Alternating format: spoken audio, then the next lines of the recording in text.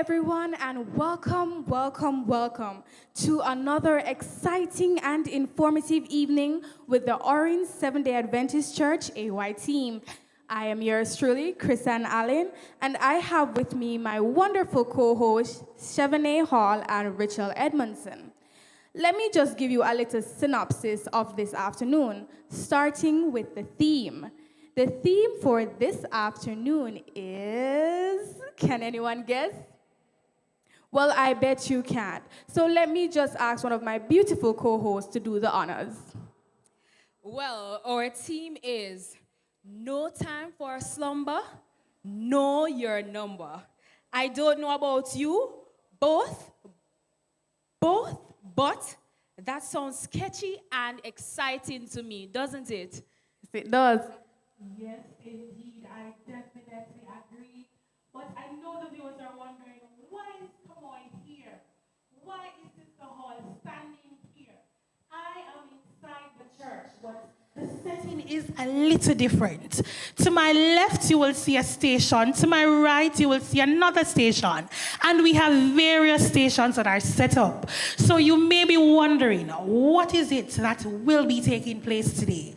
But guess what? Stay tuned and we'll be right back with you. Also, right before we jump into the program, it is important to highlight and promote the concept or the idea of proper health and wellness, starting with what it is and what is the main difference. Well, in understanding the difference between health and wellness, in short, health is a state of being, whereas wellness is a state of healthy living. Health refers to physical, mental, and social well-being. Wellness aims to enhance well-being. Wellness is an active process of making choices towards a healthy and fulfilling life. And honestly, who doesn't want that? By managing our nutrition and exercise, we can achieve good wellness. And if you were watching our program a few weeks ago, we were told about total wellness as females. But today it incorporates everyone. Now, wellness is especially important as we age because regular exercise and proper nutrition can help prevent a variety of ailments, including cardiovascular disease, obesity, and all risk behaviors. Additionally, the need for vitamins and minerals increases after age 50. So it's always important to have a healthy diet. Don't you agree, Rochelle? Indeed, indeed. And to basically summarize what both my co-hosts is trying to say is that health and wellness are essential to living a fulfilling life. Eating healthy foods such as vegetables and lean protein is important for a lifestyle, also helps in a good lifestyle. Regular exercise can help senior and young people alike in maintaining their health and wellness. In short, exercise can improve balance, stability, strength, and stamina. And our balanced diet promotes good and longevity of life. Well said. Now we will have our prayer.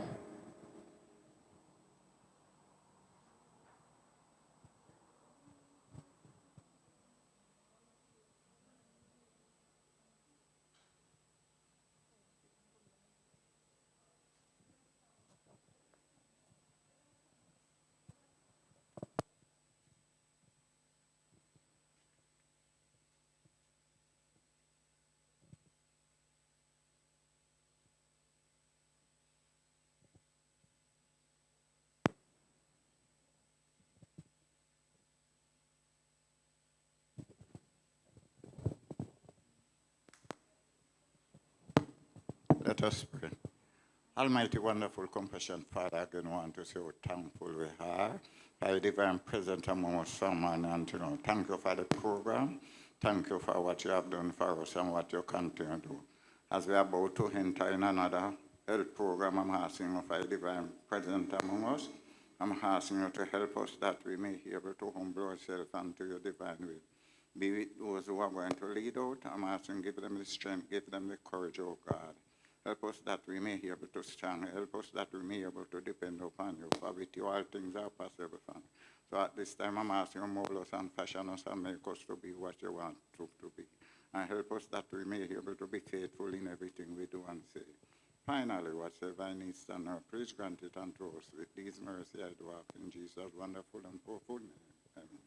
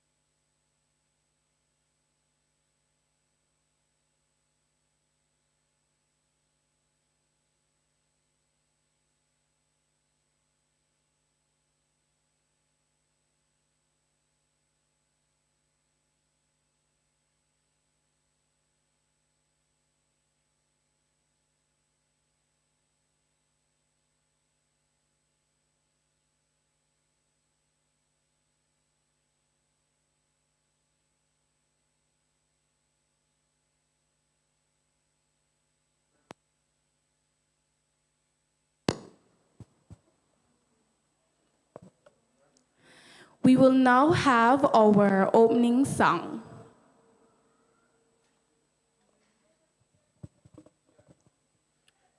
Our opening song, The King of Love, my shepherd is, whose goodness faileth never. The King of Love, my shepherd is, whose goodness faileth never. I nothing lack if I am his, and he is mine forever. Where streams of living waters flow, my ransom soul he leadeth, and where the verdant pastures grow with food celestial feedeth. And so through all the length of days, thy goodness faileth never. Good shepherd, I would sing thy praise within thy house forever. Perverse and foolish oft I stray, but yet in love he sought me, and on his shoulders gently laid, and home rejoicing brought me.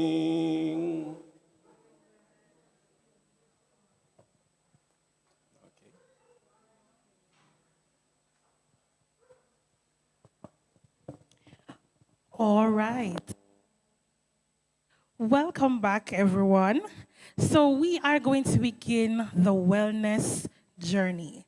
So over on this side, I'm at Station 1. And I am seeing Elder Edwards at this station. Now, our theme today is no time to slumber, Know Your Numbers. Representing the comprehensive health workers or medical missionaries of some folks is Elder Errington Edwards of the Lottery District of Churches.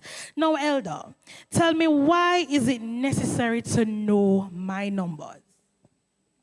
There are 6 major killers in our world today. We have heart disease, number 1, cancer, number 2, we have stroke, number 3, chronic lung disease, number 4, accident, number 5, and diabetes, number 6. Now, of the 6 major killers, 5 of them are preventable. Because accident is the only one that is not included, but all the others are preventable. Knowing your number is very, very important because then you get an idea what your health status is. So, heart disease is caused because of the blockage of the heart. Knowing what your blood pressure is important. Knowing what your blood sugar is important. Knowing what your height, your BMI is important. And so this afternoon we'll be going through all the different numbers, and we'll get a chance to identify what your number is, and so that you can take preventative measures before it's too late. All right. I heard you mention that the numbers are important, but for someone like me, why is height, weight, and even your BMI so important? Okay. We are going to demonstrate the BMI at this time. First of all, the BMI is your body mass index. And to get your BMI, you need to have your height and your weight. Now, your BMI is a measurement that we use to identify your body fat level. So, for instance, you have a BMI of 18.5 to 24.9. That's a normal BMI. If it is 25 and over to 30, then we would say you're overweight. If it is over 30, then you fall in the obese category. So knowing your BMI is important, and I believe that we will be moving at that one now. So first of all, we will take the height, and first of all, when we go through this procedure, we have registration, which will take place at the table up front. So our subject will be registered now.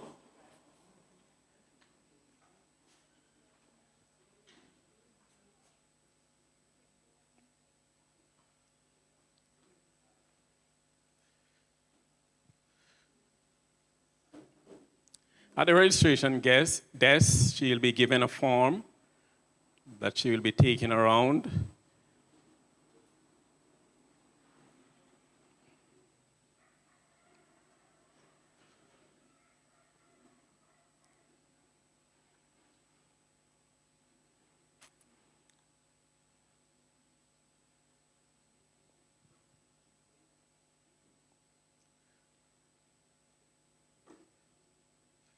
So our demonstrator will now move with the form.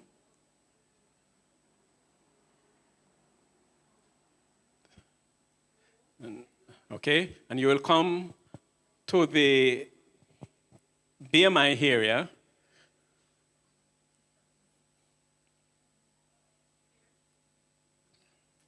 Yeah.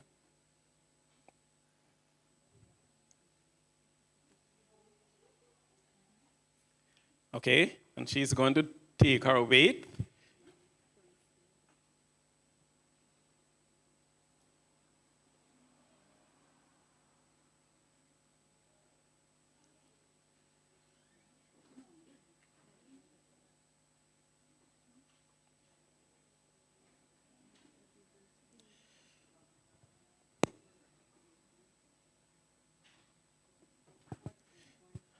Now, having taken the weight, we are going to take the height, and we improvise a little here. So I will be doing her height.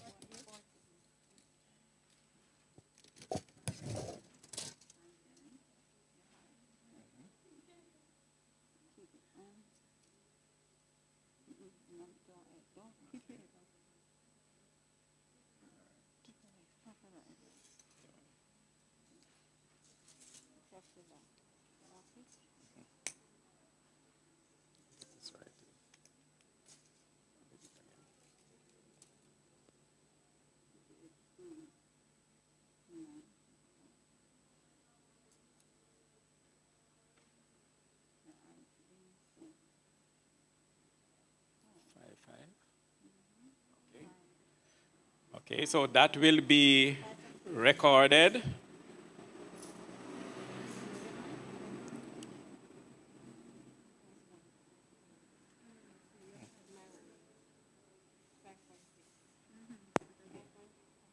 Okay, now having taken the height and the weight, we now move to the BMI. And as I said before, the BMI is your body mass index, and that's a measurement to determine your body fat.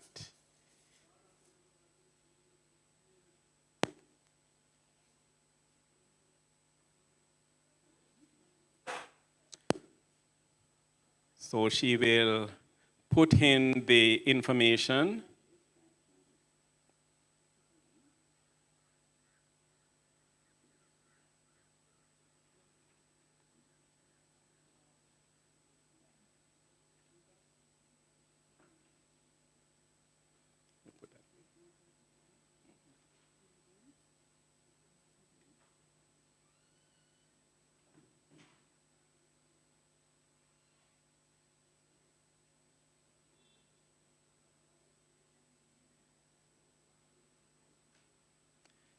Okay, and while she's doing that, I just want to say it is very, very important that you maintain a normal BMI level, because your health could be in danger if your BMI is above the normal limit.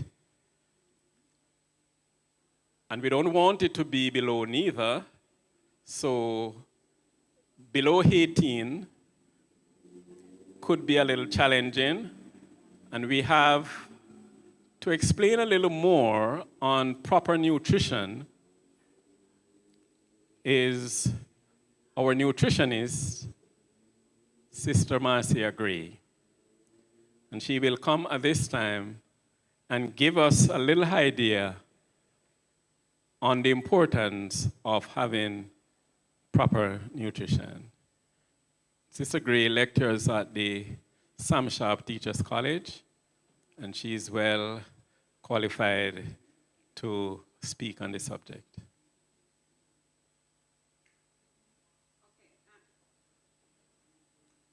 It's okay. We all eat. And because we all eat, we all should be interested in food and how it functions in the body.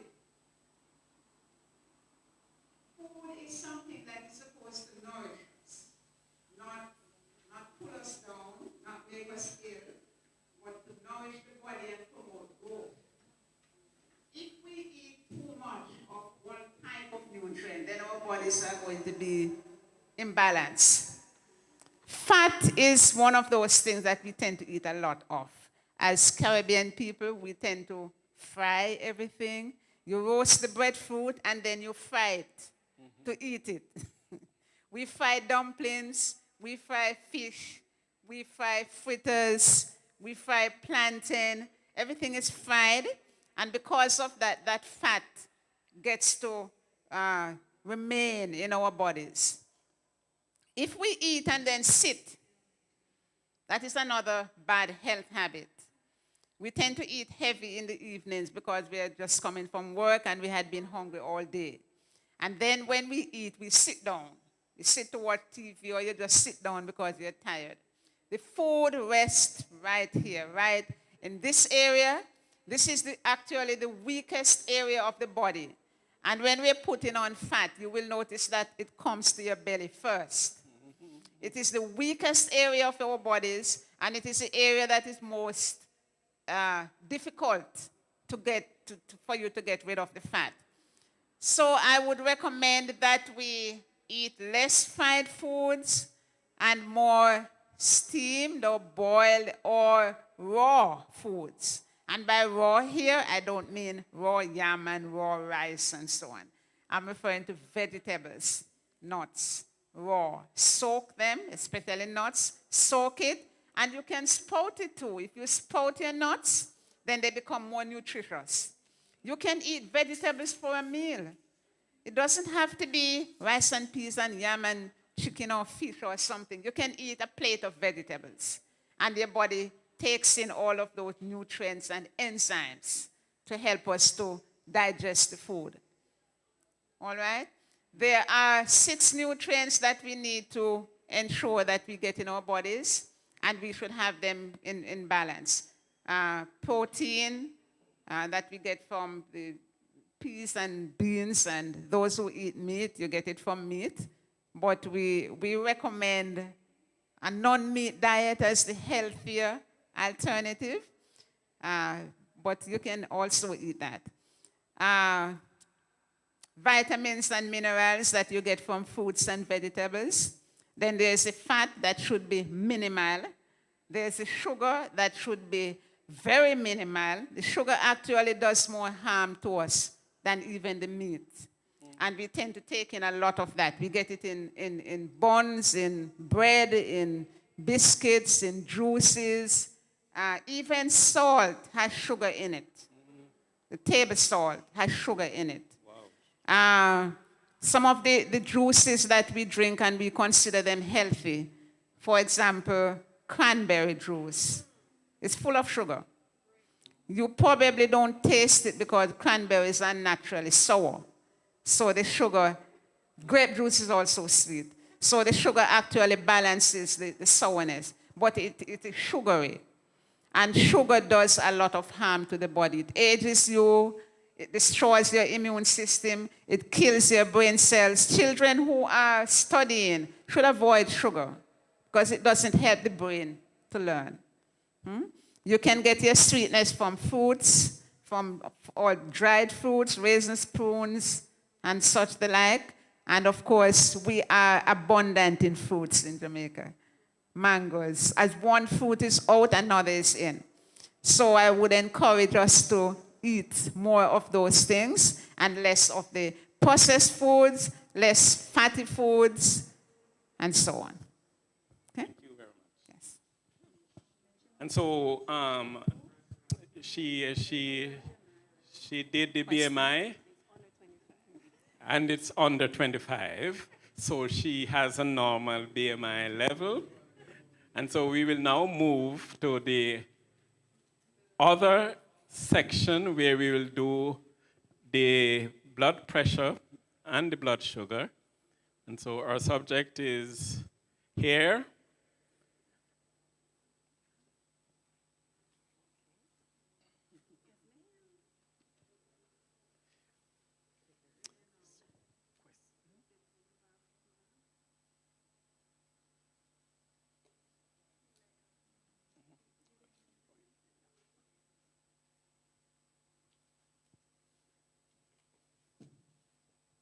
Okay, so here I am at station 2 with the blood pressure, blood sugar, and cholesterol will be tested. So first question that I would like to ask is, what are the normal numbers for these tests? That would be the blood sugar and the blood pressure. Okay, in general, person with normal BMI, the blood pressure level normally falls within the category of between 120 over 110 to 130 over 70 to 90 millimole per mercury. Right. Okay. For the blood sugar now, the ranges for normally between 5 to 7 milligram per liter. Okay, thank you very much. So why is it important that we keep our blood pressure and our blood sugar in the normal range? That is quite very, very important because as a pharmacist, on a daily basis, while filling many prescriptions, numerous persons suffer from a lot of high blood pressure level, and they normally results with a lot of, when it really reaches outer range, they tend to suffer from many brain disease, and they normally tend to get stroke or heart attack. And many persons complain about being on a lot of medication, but it's help to maintain these levels in the normal range, because for persons who are diabetic also, it tends to affect the kidneys a lot. It tends to affect the kidneys, and they get a lot of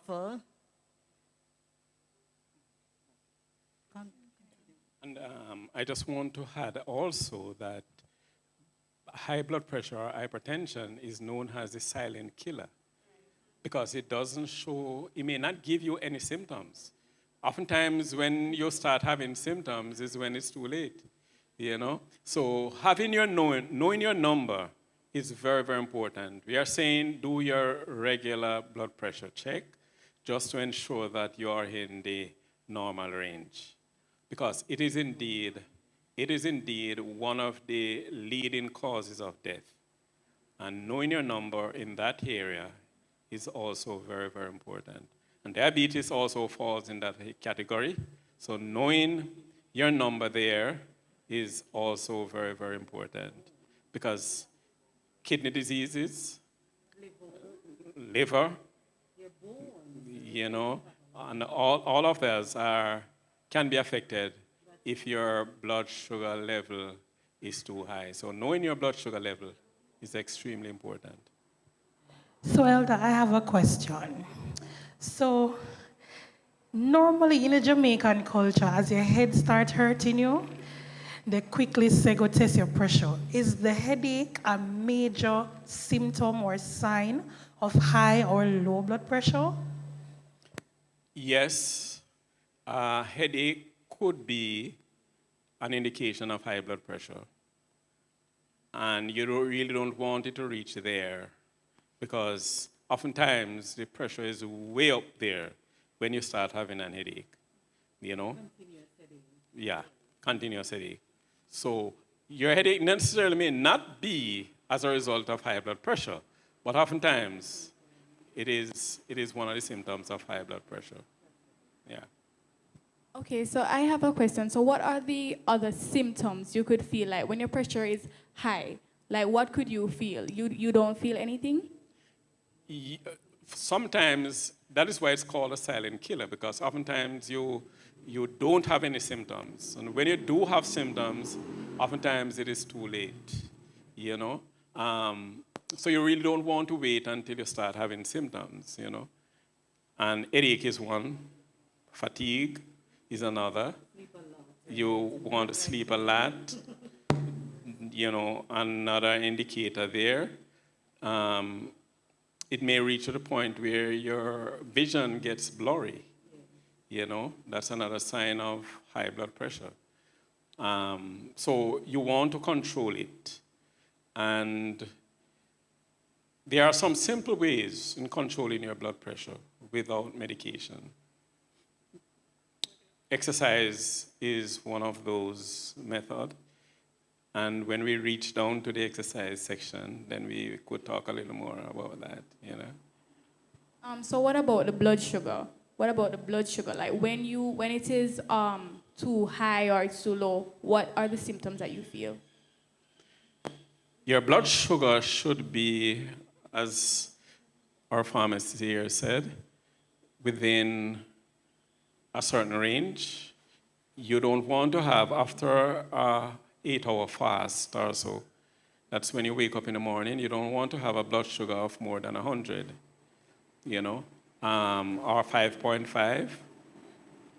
And throughout the day, you don't want your blood sugar to go over 140 or 7.0, right? Anything above that is an indication that your blood sugar level may be high. Contrary to a lot of opinions concerning blood sugar, it is reversible. Of course, it depends on what type of blood diabetes you have, because type 1 diabetes, the pancreas definitely isn't producing any insulin. And you find that mostly in like children or young adults.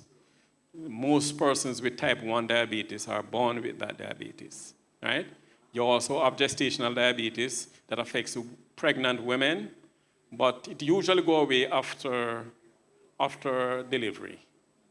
But it's an indication that you may end up with diabetes in the long run, so you need to take precaution, right? But type 2 diabetes is the most popular.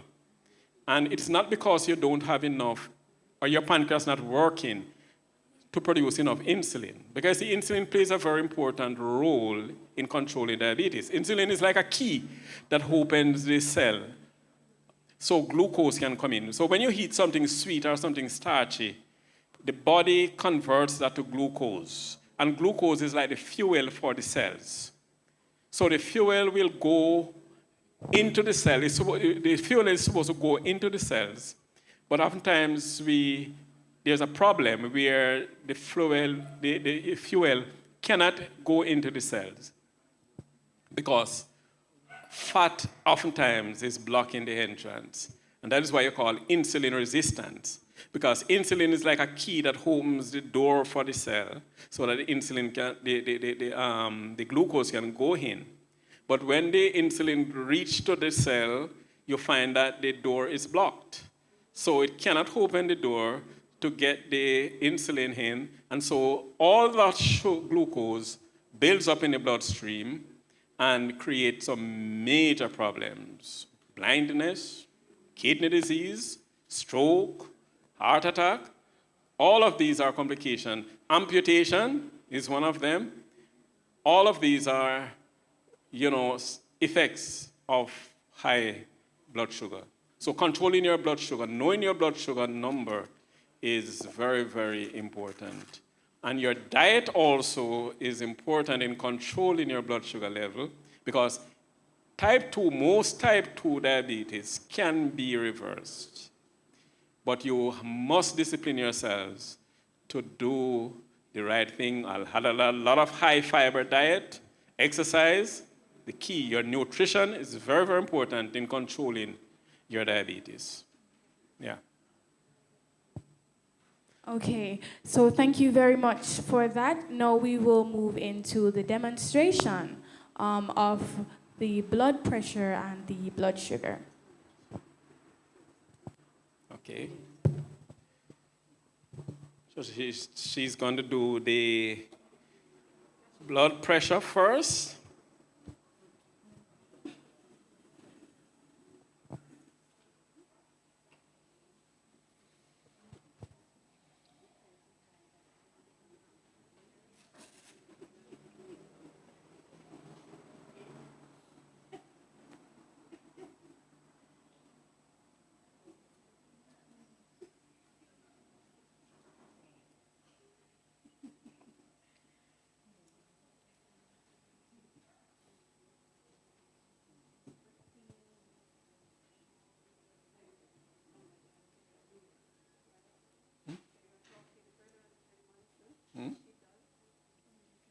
She's taking the blood pressure, and she'll be checking for 2 readings, the systolic and the diastolic, right? The systolic is the top number, and that should not be more than 120 over 75 or 80. If it is 120 and over, to say 139, then you are considered to be pre-hypertensive. If it is over 140, then you are hypertensive. So you want to keep it below 120 as much as possible. So 120 is really your normal number.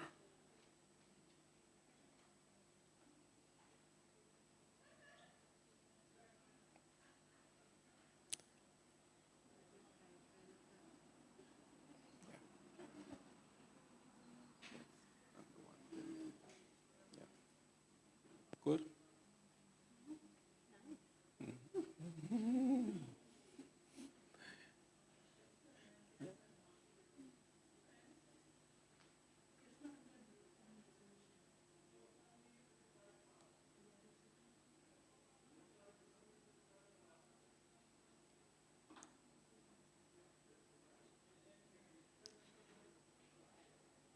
All right.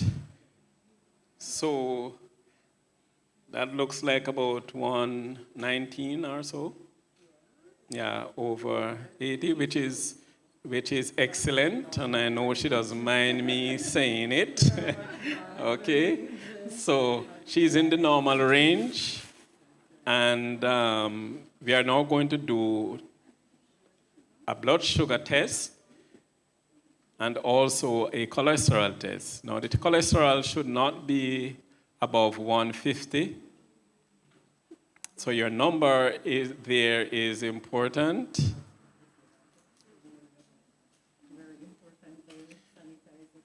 Very important to sanitize before to ensure that the finger is clean. Okay.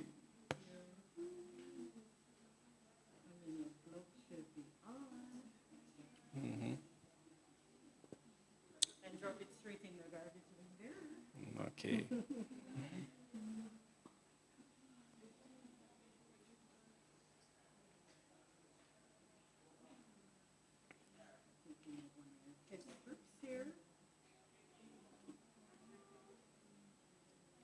And while she's doing that, I must point out, yeah, that's a test strip, and it's now been placed in the monitor.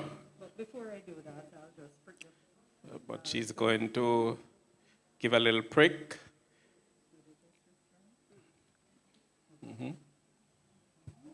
Okay. Yeah. And I must point out as well that your diet is very crucial when it comes to controlling your blood sugar. You want to avoid high glycemic foods, foods that are loaded with salt, a lot of salt and fat and sugar. Those are considered to be high glycemic foods. You want to have a rich, fiber-laden foods. So your food should have a lot of fiber. So a plant-based diet is probably more ideal because a meat diet does not have any fiber at all. So if you really do need some fiber, then you need to go to a plant-based diet. And I think that the reading is also good. 125. Oh, yes, excellent. She seems to be a very healthy person. Okay. All right. And as I said before, your cholesterol should be not more than 150. So we may not have the time to do that right now. So we want to move on to the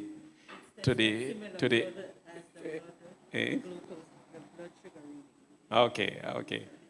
So we want to move on.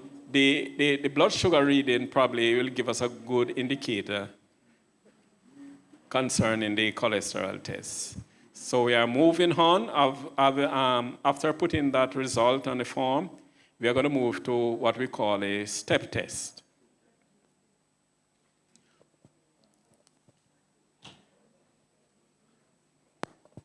Or probably to have her not moving around too much, because we will do the peak flow. Yeah, so let's do the peak flow.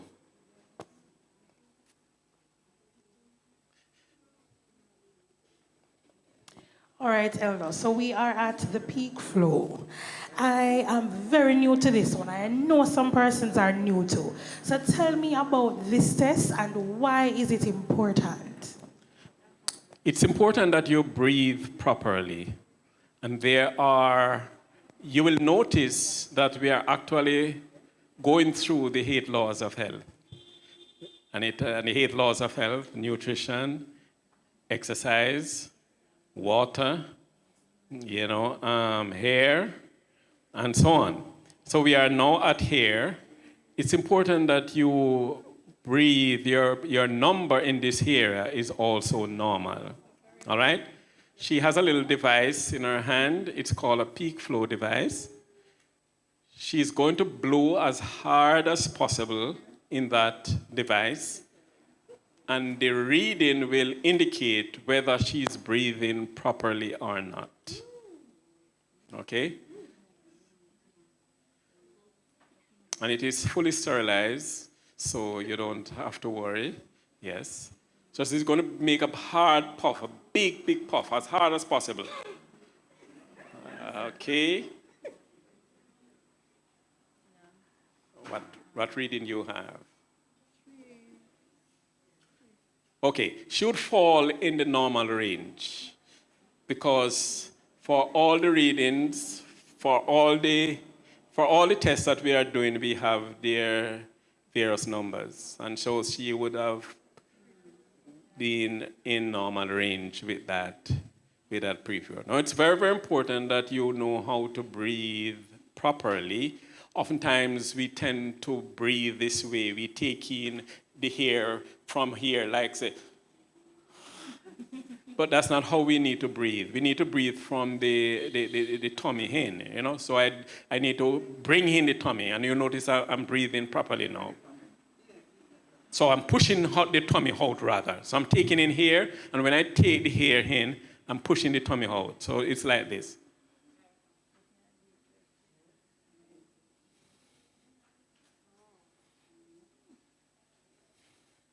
All right? So you need to breathe, because especially in COVID, in this time of COVID, it's important that you know how to breathe properly. So you need to practice taking in, clean air, enough oxygen, so that the body can be well oxygenated. So for the peak flow, Elder, is a pulse test necessary, or it's just the breathing? The breathing, just the breathing. We are now going to go to the pulse test. That is the exercise test. Okay. Okay? Right.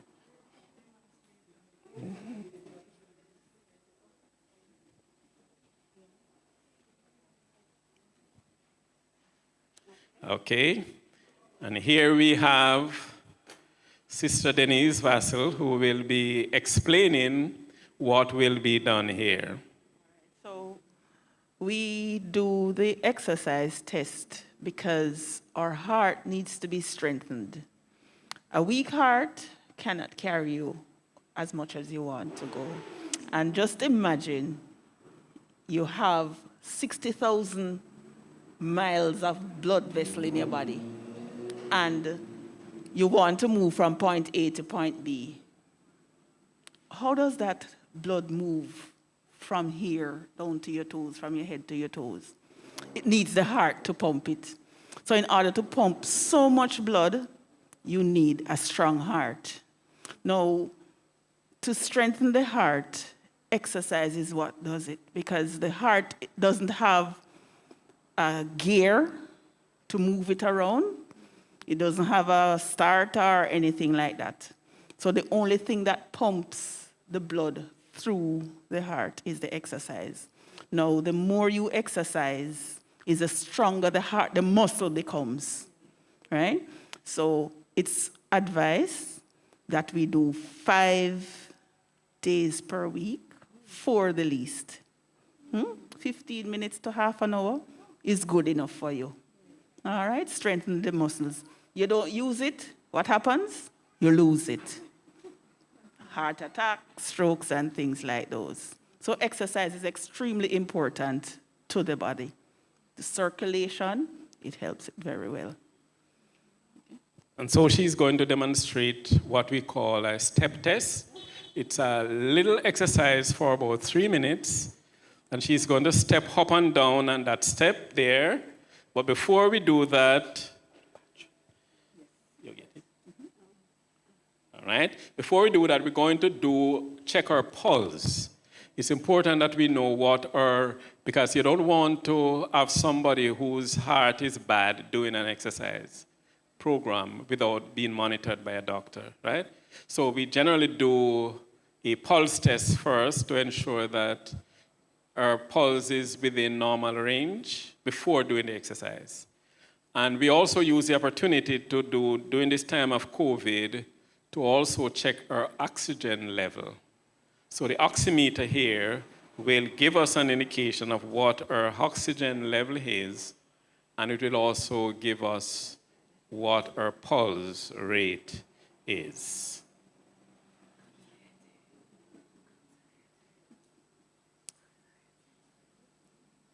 Okay, and she's now going to do what we call a step test. Her oxygen level is all right, and she's now going to do a 3-minute step test. She's going to step up and down for 3 minutes, and then we will do the pulse test again. Okay? So up and down.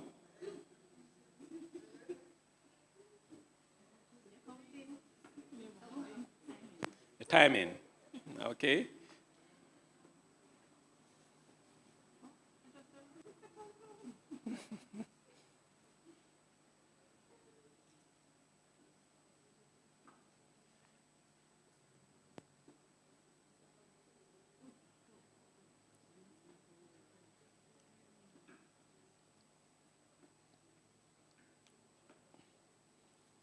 One of the best medications we have for most major diseases is exercise, because it counteracts just about every disease we have.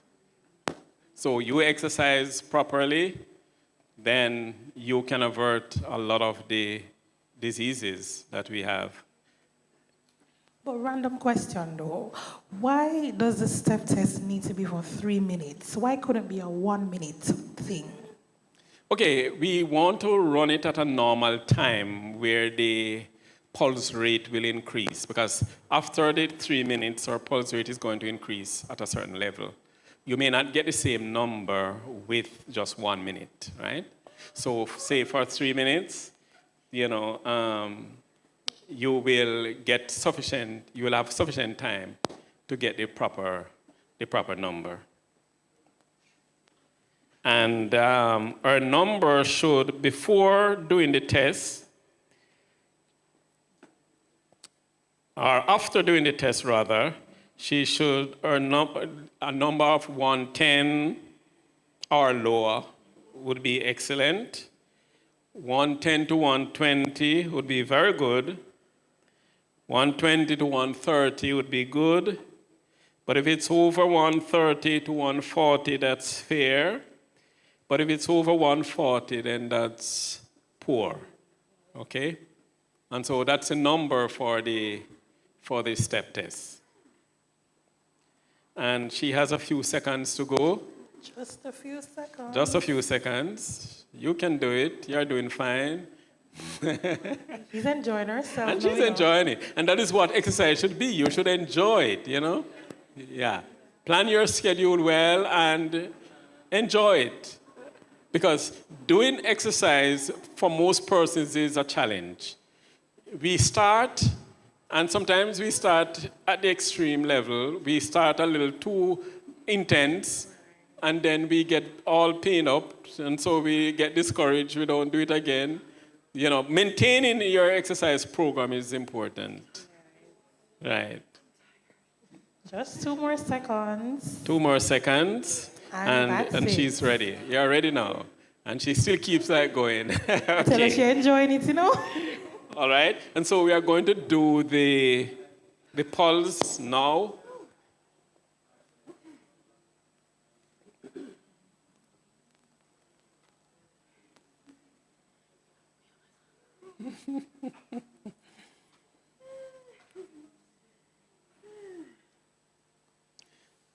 Okay, and so that reading is taking place. We hope that it will be normal. We are going to, having completed that reading, we are moving on to the LH.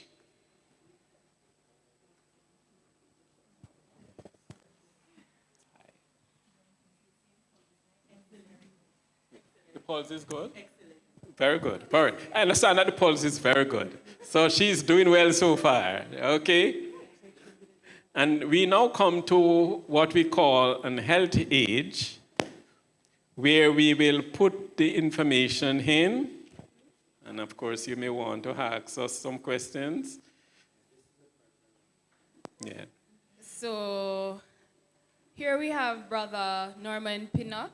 He attends the Glendavon of the Adventist Church, and he's a part of the medical missionary team from the West Jamaica Conference. I'm seeing here, why is our demonstrator sitting beside a computer? Are we preparing to play a computer health game, Mr. Pinnock? Good evening, everyone. No, we are not going to play any computer game. Basically, what the computer does, it will tell the patient how well his or her body is operating at his or her age. Sorry. And we'll make the necessary recommendation after we have put in all the information that is required, step by step, and at the end of it now, it will give the recommendation, whatever recommendation the person needs to do. Okay. And so at the end of it, we will know if the person is older than her age or younger for her age, right? And women especially are scared with this one because, they want to, and I hope my demonstrator is ready for this one, and I think that she's going to be younger than her age. She looks younger than her age. Okay? And so she's going to be asked some questions by our moderator. And he has her form, so he will be putting in certain information there. Okay?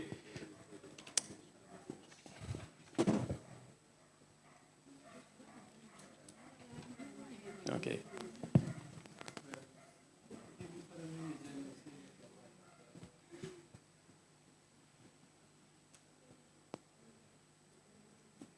So he's putting in her name because she's going to get a printout. The form is like this, and it's going to tell what her health status is. So her name is in. He's also putting in her age. Okay.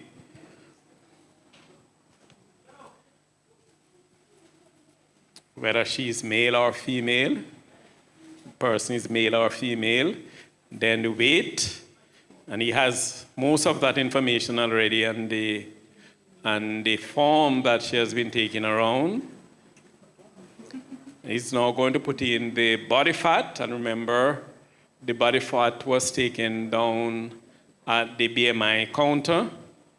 So he's going to put that in, and then he's going to ask her some questions.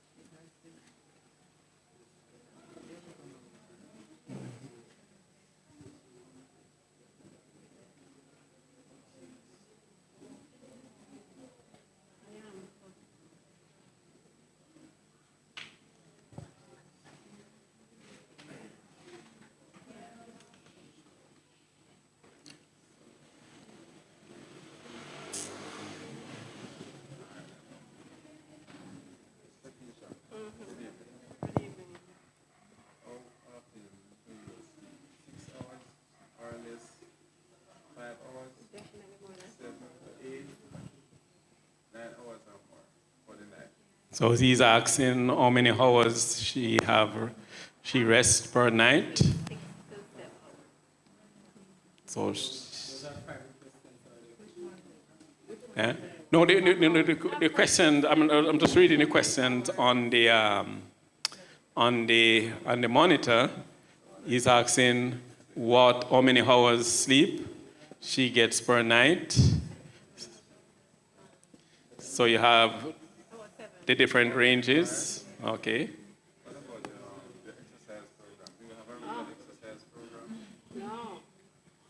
Oh, he's asking her about her exercise program, and you don't have to hear what she's saying.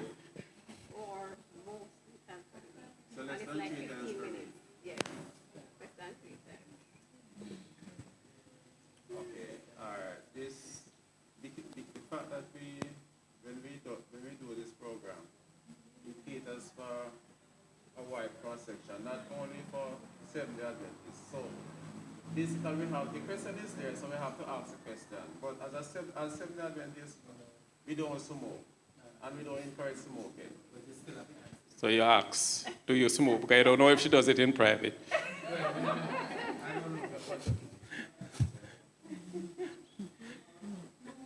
Okay.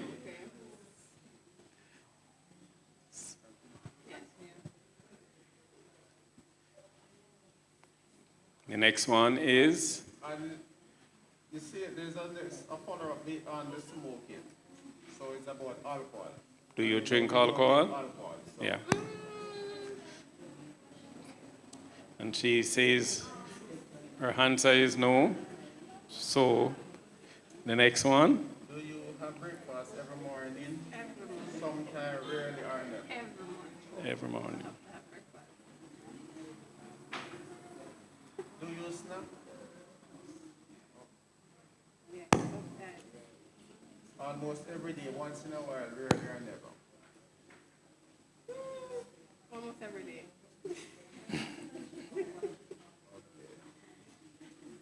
All right. What you'll do now, the computer will generate information now and will give you the recommendation. Okay. So we'll wait. That won't take a lot. All right. Based on the information that is here, they are practicing just 4 of the health laws. Okay. Your body is operating basically 3 years younger than you are. Everything is good. Okay. And the recommendation achieve 1. Print it. I can just print it. Okay, I'm sorry. Yeah. I just print it and yeah. advise you to go to one of our consultants or counselors, and they will give you the full details of the recommendation. Right. So let's press print there.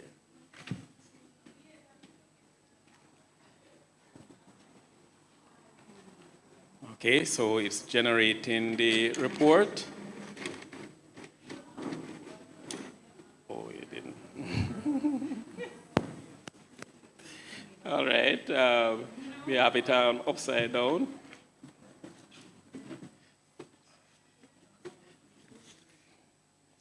The paper was upside down.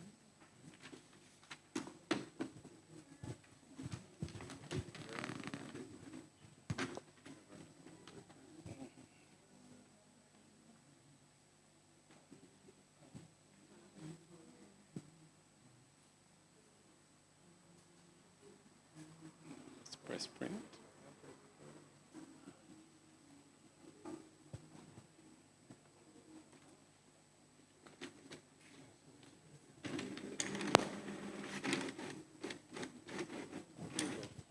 Good. So here we have it now. So we will now give her this form that she will now take to the consultant or the counselor. But before she does that, she will be visiting the dentist who will give her some more information and advice. All right? Okay. Thank you. All right, so I'm at the dentist station. Brush and floss or prepare for loss. Now, this tagline is so intriguing. So, hello, Dr. Hodges. Can you explain to me now this wonderful tagline that is here?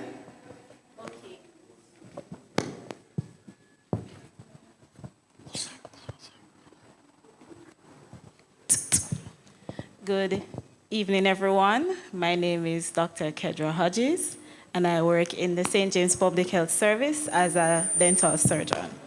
So my tagline, brush and floss or prepare for loss. What are we going to lose? Obviously, our teeth. So this evening's presentation is going to highlight ways in which we lose our teeth and how we can prevent that.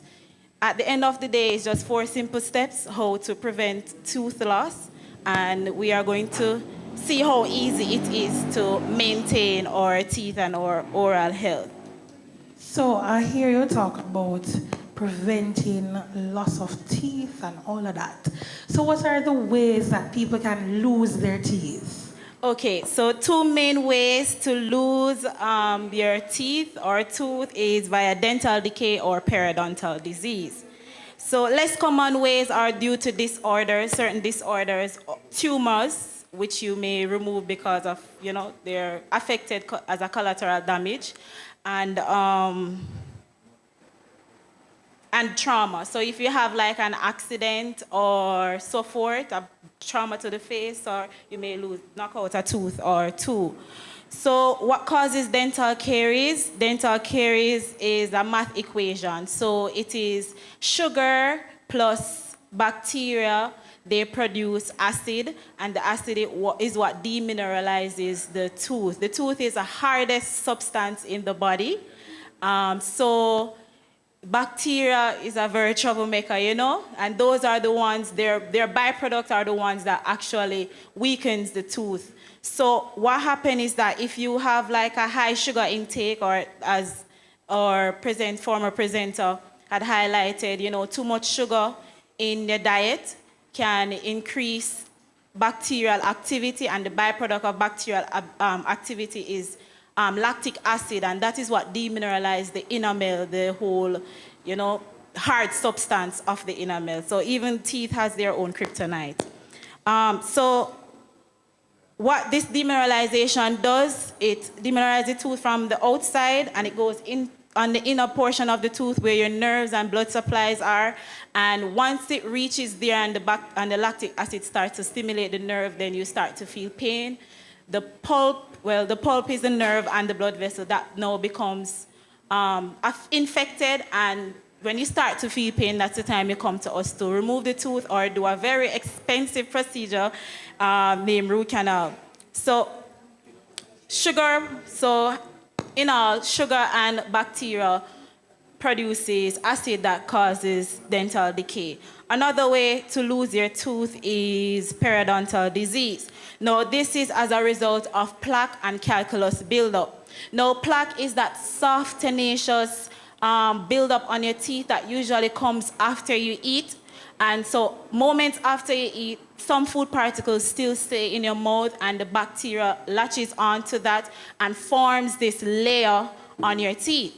Now, if you don't brush your teeth and remove that plaque, it causes the first layer of bacteria causes more bacteria to get attached. So they build up a mechanism that causes to evade brushing or evade the effects of cleaning your teeth. So they will lay down filaments, certain chemicals that can cause food to adhere on your teeth over time. And when this builds up over time, it affects the gums and the bone. Now, it causes the gums and the bone to get inflamed. So the early stages of periodontal disease is known as gingivitis. Some of us may have gingivitis at some point in our lives, where when we brush our teeth, we see bleeding. Now, that is telling, your body is telling, no, at that stage, your gums may become a bit swollen. You may not notice, because I'm sure that it's not everybody when they go in the mirror every morning to brush their teeth, they check everything in their mouth. You just and leave, because you have to go get ahead of your day.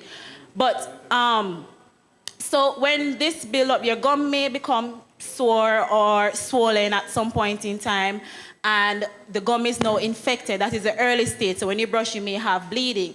Now, in the later stage, you may see on some teeth where their teeth looks elongated, like it looks a bit taller, and you may have some plaque buildup, calculus buildup, where this plaque now becomes, what you call it now, mineralized and hardened on your teeth. And at this point in time, toothbrush cannot help you. So it may take the shade or the color of the food that you eat. So it may look brown on some person's teeth. It may look black. It may look green. It may have a lot of different colors. But that buildup is now called calculus, and it's not at an advanced stage where it is affecting the bone and the gum. Now, let me see if I can show you. All right, so say for instance, my cuff or my sleeve is the gum. The bone is underneath. If we have the buildup here, it will eat away at the bone and the gum.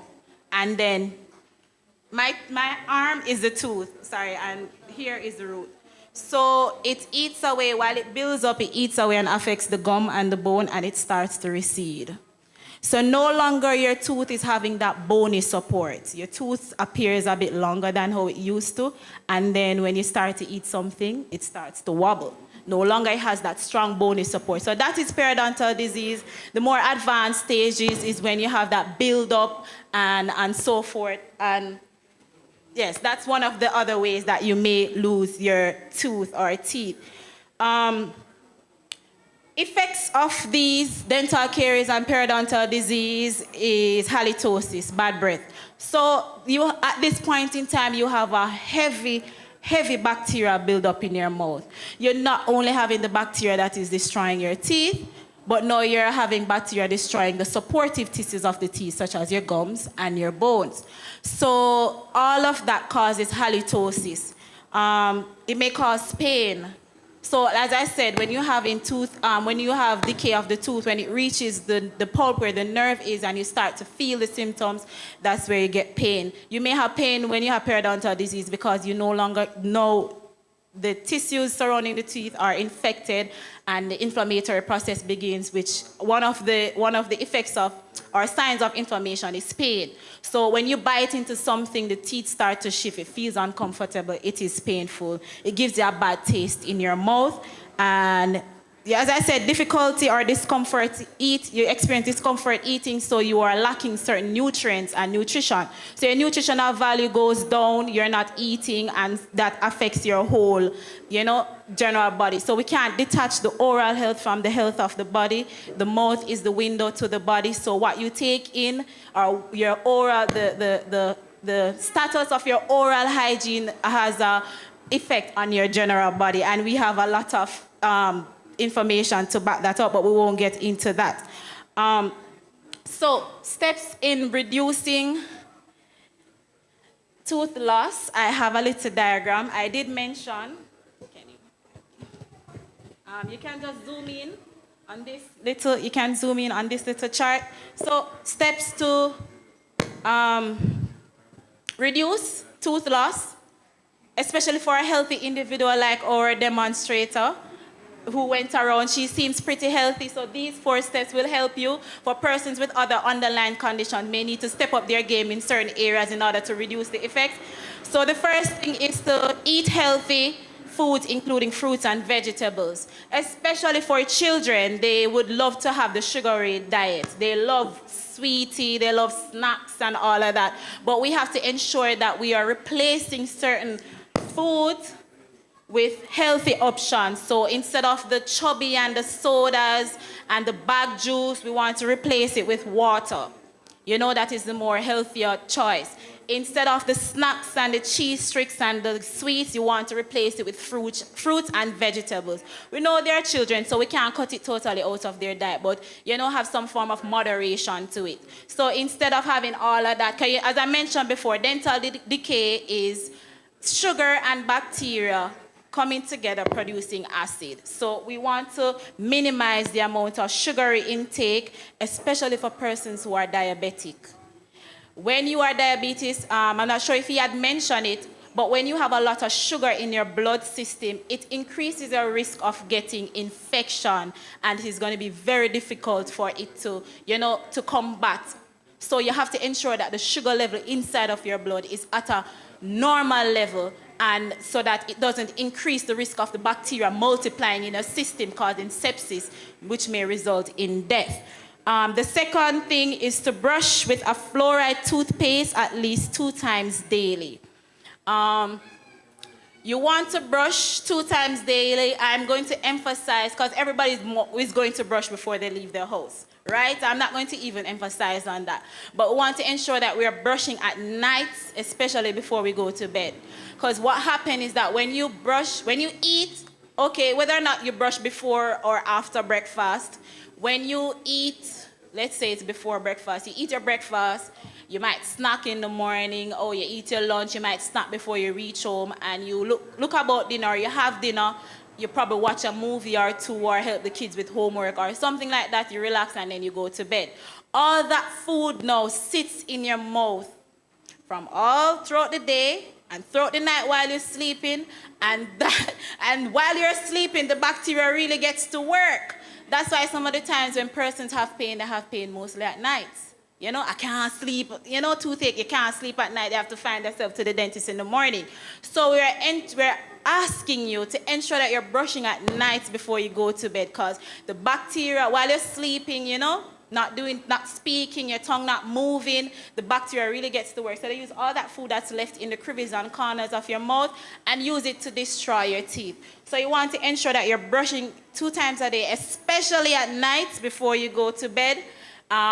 You also want to use a fluoride toothpaste, because fluoride, all right, so the tooth is made up of minerals, and it's the name of that mineral is calcium hydroxide, made up of calcium hydroxide apatite crystals, sorry. So fluoride, however, is proven to be stronger against bacterial decay. So that's where most companies would want to include fluoride in their toothpaste, because it replaces the calcium in that crystal and put fluoride in there, and it makes it more stronger. It's anti-cavity. Yes, so that's number 2. Number 3 would be to floss at least once per day. So we know that our toothbrush, well, for most persons, well, some persons who are not fortunate enough to have that nice diastema like my friend here, Shevani, your toothbrush may not be able to reach between the teeth. So that's where the floss comes in. You have to ensure that you're using your dental floss and floss in between the teeth. 35% of your tooth surface is not cleaned when you only brush. So you have to ensure that you're going inside with the floss at least once per day. I know sometimes flossing is hard. It takes up a lot of time. For me, I have very tight contact between my teeth, so it takes up a lot of time. So I usually floss before I go to bed, so at least I know that I'm going to be resting afterwards. So most of us don't even floss. It's only when something stuck between our teeth we end up make a piece of thread now, or we find a floss and we floss our teeth, and when we floss that area and we get that relief really feels good, not true? Yes, it happens to me. So that kind of reminds me, say, oh, Kedra, if I forget to floss, I realize I forget to floss, I say, okay, no, Kedra, just do everything and done. So I just go in and do everything. And you feel that feeling you get when you finish floss between all 80. It's a wonderful feeling, trust me. So you have to ensure that you're flossing to get in between the teeth, because your toothbrush bristles, they don't reach that area. And a lot of the times when persons have decay, when you can look in your mouth and you see on the chewing surfaces, you may see a hole in your teeth or something like that. But if you're not, it is difficult to see in between the teeth. So without a dental x-ray sometimes, or if the decay is not large enough for a dentist to look and say, okay, you have a cavity in between the teeth, we may not see it, and it may result in you losing your teeth without having the opportunity to get a dental filling. The last thing is to visit your oral care provider at least twice per year. Every 6 months. Just come to us. Get a cleaning done, at least a cleaning. Because as I said, there's buildup that happens over time, and your toothbrush bristles may not be able to move it. And that's when you need the dental cleaning to go in those areas where your toothbrush bristles might miss or don't reach any at all. And we go in there, clean up that for you, and you're good to go. Also, if we see decay happening, we can say, hey, you have a dental decay here. Let's come and set an appointment. Let's go and get the filling. Or let us go right ahead and fill this tooth. So you know you get to save a tooth, which probably 6 months down the line, you'd end up losing it. So if you give us the opportunity to help you, we are not only here to remove tooth. I didn't go to school to learn only how to remove teeth. I went to school to learn how to save teeth. But sometimes it's a hopeless tooth and we have to get it out. But we don't want you to wait until that time. So we want you to come every 6 months to get a dental cleaning. Now, it would be remiss of me to end this without showing you how to brush properly, because brushing is one thing, but if you're not doing it properly, might as well you don't do it any at all. So I have my little typodont, my little teeth here, which a gentleman said it's a very big teeth, can grind anything. So this is the jaws with teeth.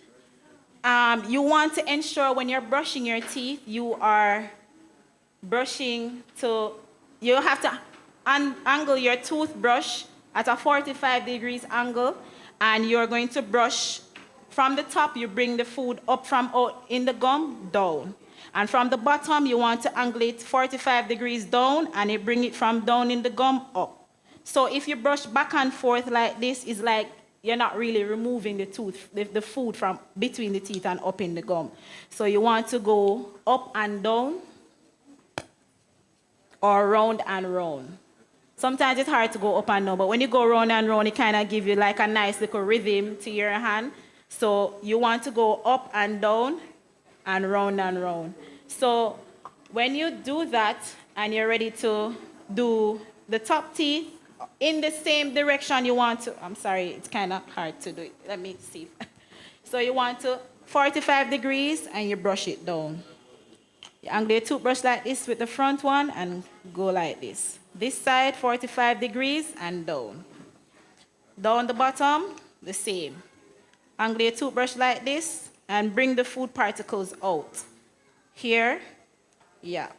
For the chewing surface, you can just go back and forth, back and forth, back and forth, back and forth. So up and down and round, that's the direction you'd want to brush your teeth. Also, you should not forget your tongue. Your tongue is like the carpet of your mouth. You know, all of your food get wrapped up and tied up and tangled up in those fissures of the tongue that can cause bad breath, so you don't want to forget to brush your tongue.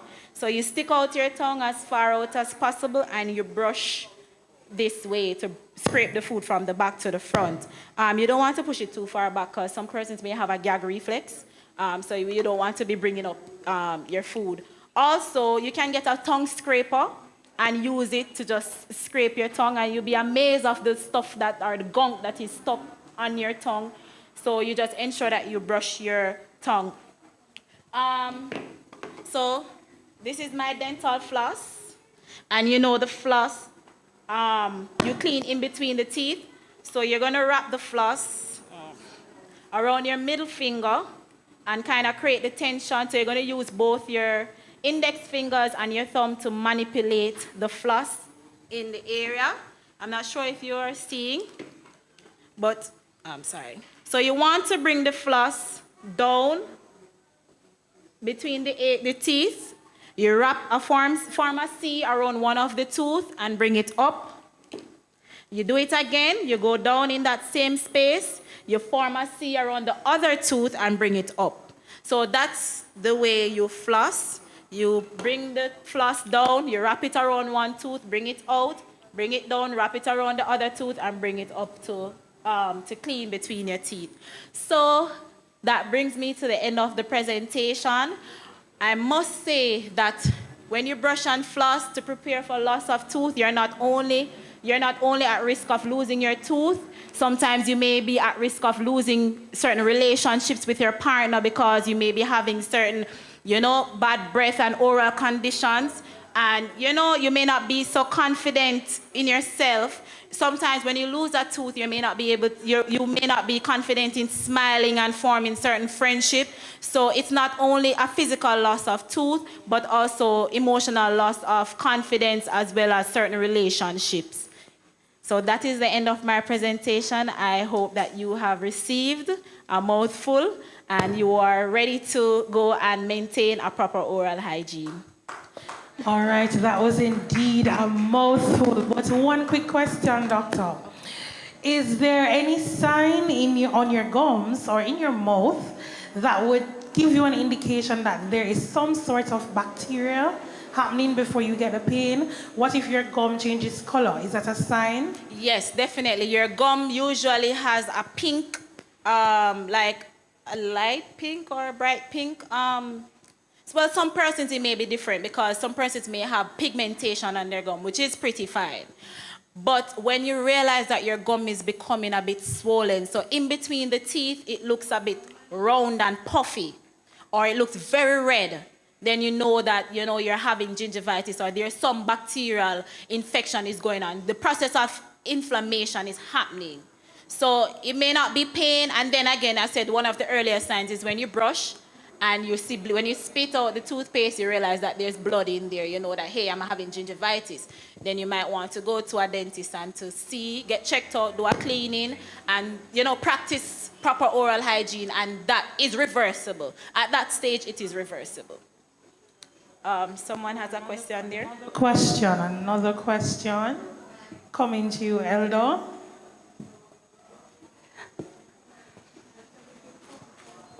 Excellent presentation. Thank you. Unfortunately, you have lost a tooth. Okay. What's the easiest and most practical way of replacing that tooth? All right. So, first you have to know what causes you to lose that tooth. If it's trauma, you have to wait until you have healing of the area first. Your options may be dentures.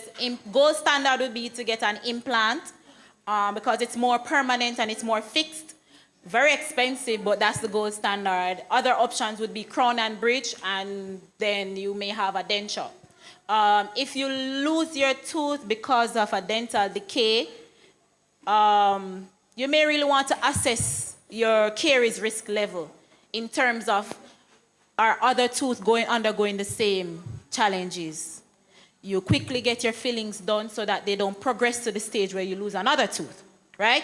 And then you can replace it with the options that I have mentioned before. Another thing, if you lose your tooth from periodontal disease, so your gums and bone are now receding, and you have to assess your periodontal status. You may not get that gum and bone level back up, but the health of it can be improved, and it can hold on to the tooth as strongly as it can possibly, the rest of the teeth as strongly as it can possibly can, and then you can move towards getting an implant. If you don't have enough bone, then you might need to get a bone graft, and then you go and get your implants, or the other would be crown and bridge or a denture. Any other question? Yes, Dr. Hodges, I have a question. Excellent presentation, by the way. Thank you. I heard you mentioned in your presentation that you recommend to brush with a fluoride toothpaste. My question is, basically, is there an advantage of stannous fluoride compared to sodium fluoride? Is there a benefit, or are they under the same spectrum of coverage for when they are to do their action in brushing the teeth?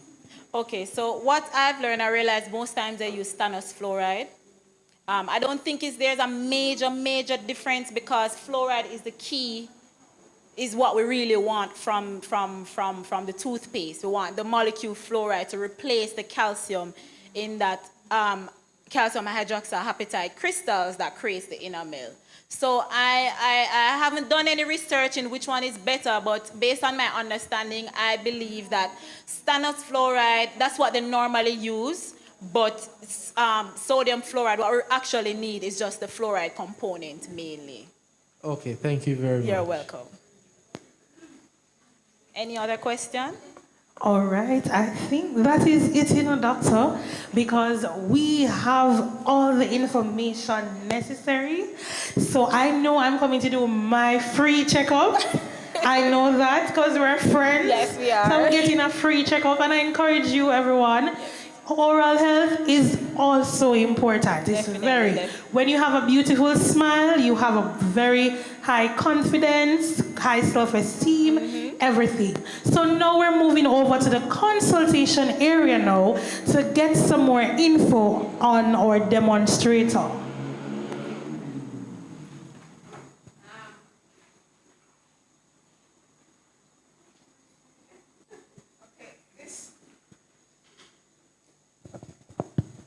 This is the health age monitor. So this comes when everything has been done and have been put together, and we get your health age as a result of everything. So it's not what is on your birth certificate. It may be higher or lower, okay, depending on your health practices. So here, your health aid is actually a little lower than what it actually is. Yes, congratulations. Slightly lower. I am not going to tell you what it is, but it is somewhat lower than what she actually is. Yes. So it means that she has been practicing some good things, and I want you to continue that. We are encouraging you to continue that. However, there are some recommendations. We recommend that you exercise more regularly. Yes. Just walk, run, stretch, things like those to keep your, yes, up and down the staircase. If you work at a place that has an elevator, try not to take it sometimes. Just use the staircase. Yes. So we do that. We recommend that you don't eat between meals. Yes, your weight is a little more than what it should be. Yes, so we recommend that you don't eat between meals. Eat also less fatty food, less fried foods, boil, steam, so on, rather than fry. Less sugary foods. I don't know what your diet really is, but just general recommendations to get your weight in a better place. Yes. Yes, the recommendation is here for what a proper weight is. I won't read it, but it's there on your paper. Yes, so those are the recommendations that we have here. Your potential health aid, though, even though you are less than what you actually are in reality, you can still go lower if you practice some of these things. They're not eating between meals, exercise regularly, yes. You're getting enough sleep. As it is now, you're getting between 7 and 8 hours sleep. Very good, very good. Not a lot of persons get this, so that's very good. And you don't drink, you don't smoke. Very good. Well, we didn't expect you to. But, yeah, and so on. You eat between meals, though. Yes, so we recommend that you try to cut that, yes. So you eat a fruit in between meals. We really recommend that you don't eat between meals. If you're going to have your fruits, then it's recommended that you have it before you eat. Have your fruits, and then about an hour later, then you can eat the other foods. And also, Sister Gray. Yes. Why we recommend that she doesn't eat between meals is that your stomach needs 5 hours to rest. Yes. Yeah. If you don't give the stomach that 5 hours, then in a little while you're going to suffer from stomach problems. Indigestion, heartburn, or any stomach problem, could be as a result of not giving your stomach enough time to rest. Yes. Yes. So that's the reason we don't recommend you eating between meals. Yes. All right. So that basically is what you are. Yes. So your weight can be a little less. It's not bad, but it can be a little less. Yes. With according to our reading here. Yes. Awesome. Not by a lot, but it can be a little less for it to be healthy. The healthy age. Yes. Awesome, awesome. Looking good so far. So we'll now move over to the juice area. This area is looking quite festive. Okay, so now we are at the juice area and we will be really just getting a introduction, or she'll be telling us about the juices, about what. So first of all, let's go into what Richard, what kind of ingredients do we I'm have seeing here? some beetroot, some cucumber, some cabbage, some onions, Aloe vera, carrot, celery. We are seeing a lot of honey, cayenne pepper. We are seeing spinach, pineapples. We are seeing a lot going on at this area. So can you tell us about the juice that you'll be making for us, or the juices you'll be making for us? All right. Good evening, everyone. Be making two juices. One is the super flu bomb. I know that COVID is going around now, so it's good that you build your immune system. And the second one is going to be a blood builder. So I'll be starting off with the flu bomb. Before I go into the demonstration, let me tell you what is included in the ingredients. So we have turmeric, ginger, garlic, onions, lemon juice, cayenne pepper, honey, and we'll be using boiling water. But for this juice, for persons who are diabetic, it is recommended that you avoid using the honey overall. So into the demonstration. Okay, we're ready for the demonstration.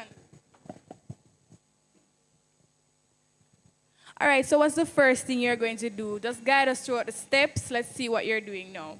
So what's the first thing? The first thing I'm going to do is going to add the onions. Sorry. Hold on. Let me add it from the top. Okay, so we are sorry about that, but the first thing she's going to add is the onions. As you can see, right here in her bowl, she has all the ingredients ready. She has the garlic here, she has the cucumber here, she has the celery, she has everything going on right here, cut up and ready to be blended in our blender right here. So as you can see, she is getting ready to add the ingredients. All right. So I'm putting 2 large onions first.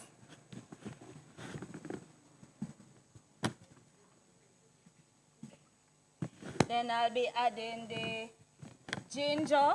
Ginger, it's 6 inches or 3 tablespoons. It's the same for the turmeric, 6 inches or 3 tablespoons. For the garlic, we'll be using 10 cloves.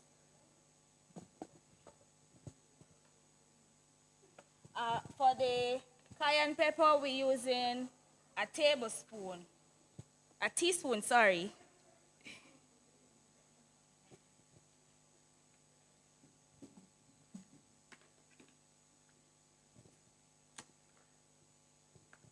Five tablespoons of honey. Before, we are going to be doing taste testing. So anybody here diabetic? Okay. So we use, you can't digest. Okay. I'll do the honey afterwards.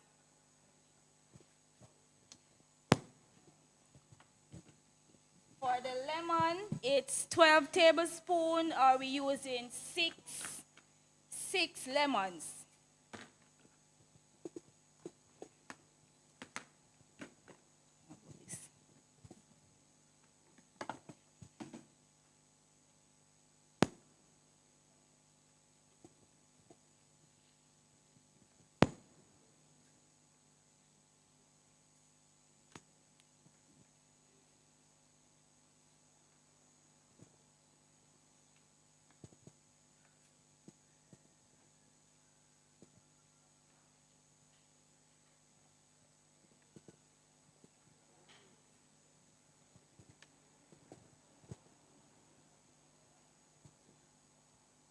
All right, so meanwhile you're here juicing the lemon, so can you tell me what the benefit of this juice is?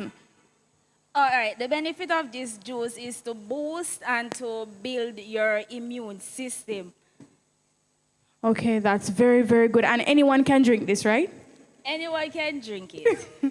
Okay. Let me tell you though, it is not a pleasant taste, but it is good for you. You know, nothing that is good for you don't taste good. You know, I was just going to ask that because I'm seeing onion, and you know, Yeah, onion have that, The onion, the garlic, all of these are very potent in taste. So you know, But health, you know, your health is your greatest wealth. Health is wealth, right there. All right, then just a moment.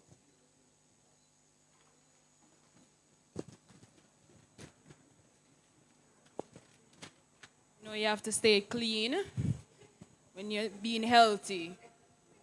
No cross-contamination. and we're using two cups warm water. Why warm water though?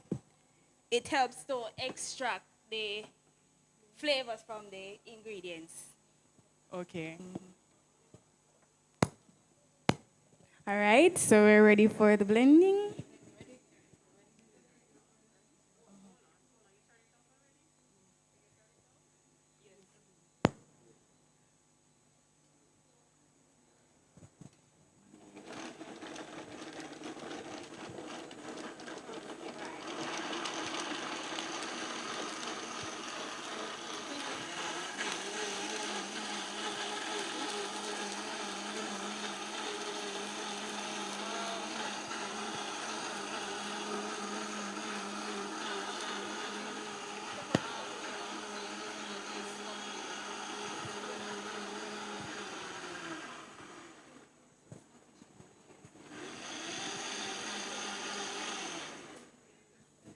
All right, so it is finished. I want you to take a look at the color. Yes. I mean, it's looking good overall, right? All right, this is very pulpy. So for persons who don't want to digest the pulp, you can strain it, but the pulp is also good for your digestive tract.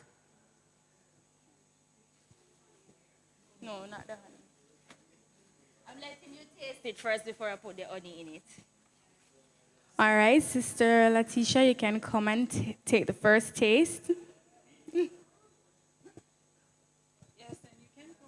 She's going to add the honey afterwards. Oh, so come and take your shot.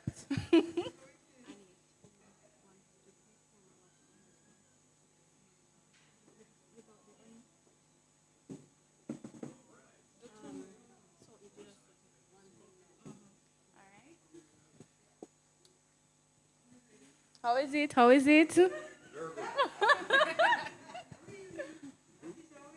Sister Letitia, how is Are you it? tasting the onion, the ginger? Everything what is there, flavor right? Is really standing out.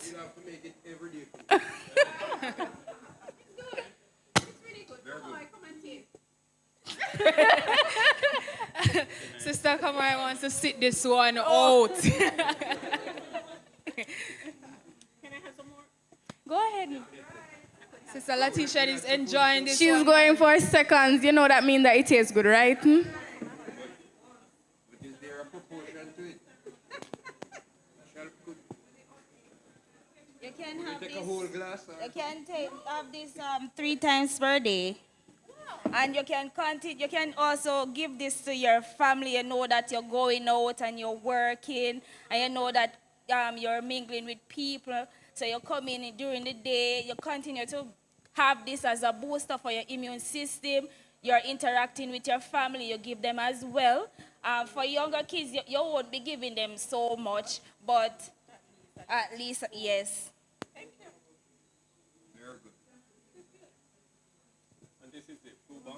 Yes, this is a flu bomb. COVID bomb. Yes, a COVID bomb. There's a COVID bomb. We have a new name for it now. All right, so she will be adding the honey. Add the honey to it now.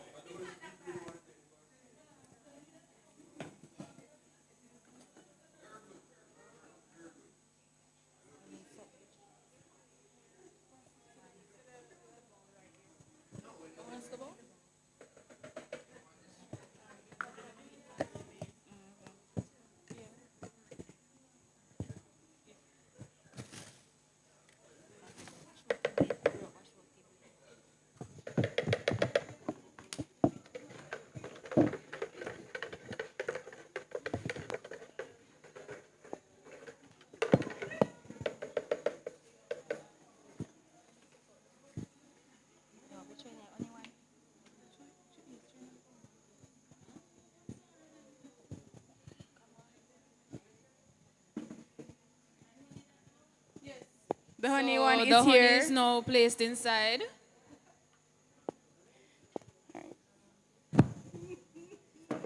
Want to taste Sister Heavens? So Sister Heavens and Sister Hall. Are you gonna tell me how it is? Afterwards, we will get a review. All right, you ready, Sister Hall? Go ahead, Go Sister for Hall. it, man. Go for it. All or nothing. Just put it up.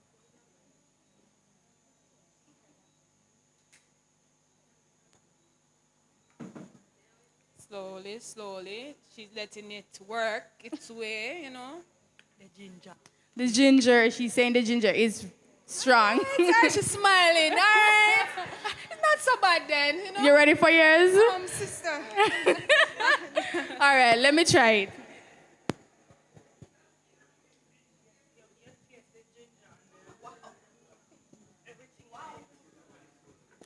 That one's strong, man. Wow. But honestly, it is not as bad as how I thought it would have been. It's actually quite good. It's just that the ginger is very strong. And then I'm tasting the cayenne pepper. I'm also getting the garlic, a little bitterness, but it is good for you. And I hope that you are taking notes so that you can make this at home, because this is the COVID bomb. Yes, and it's really, you can see that these are cost effective, not expensive. You can do this at home. Simple, simple, blend together. Yeah, because sometimes, you know, you have vegetables at home and sometimes they're in the fridge till they're spoiled. And you can just get your blender and just whip this up real quick for you and your family and serve it up with some ice, right? We can use ice with it, right?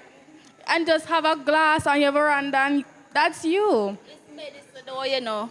It's medicine, so you don't want to really do anything to it. Well, that is true. That is true. Thank you for that. All right, so we're going to go into the second juice. All right, so can you tell us what the second juice is about? The second juice, it's a blood builder for persons who don't have, it's basically you would be using a juice extractor for this, but for persons who don't have a juice extractor, you can use your blender. All right, so The ingredients in this one is carrots, celery, beetroot, cabbage, cucumber, spinach, parsley. And for this, you know that it contains iron as well. So for iron to stay in your body, you would have to put vitamin C along with it. So you can use a fruit like pineapple or an apple or even an orange. You can add to it to help for the iron to be digested in the body. all right, the blender is here, so we're getting ready to do the second juice, which is the blood builder. All right, seeing that we are not using a juice extractor, I have to use the cucumbers first so that I can make it liquid.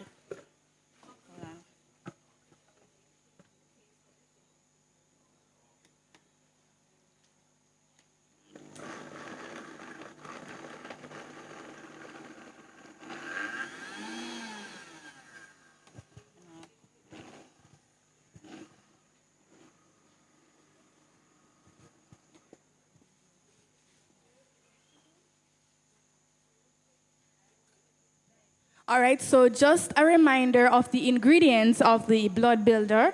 Carrot, can you show them the carrot, Rachel?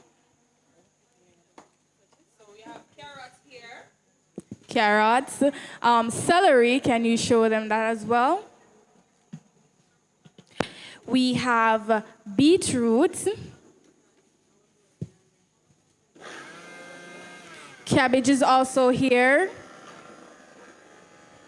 Cucumbers, and obviously she has them in the blender. Spinach, which we have over here. Parsley, which is right there, the parsley. And those are really the main ingredients of the blood builder. So I'm adding the celery next. All right, she says she's adding the celery next. And then the beetroot. Beetroot.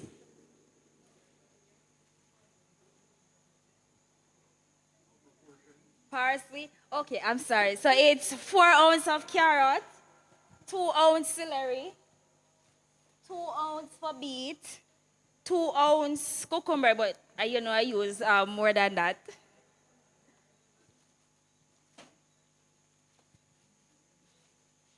Using as well 2 ounces of this is spinach.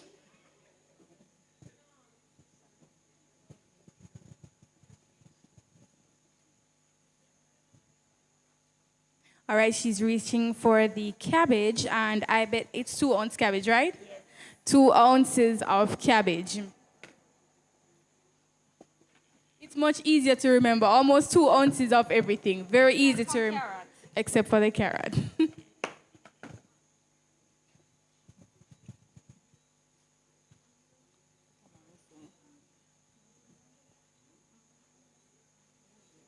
And then she's adding the last ingredient, which is the apple.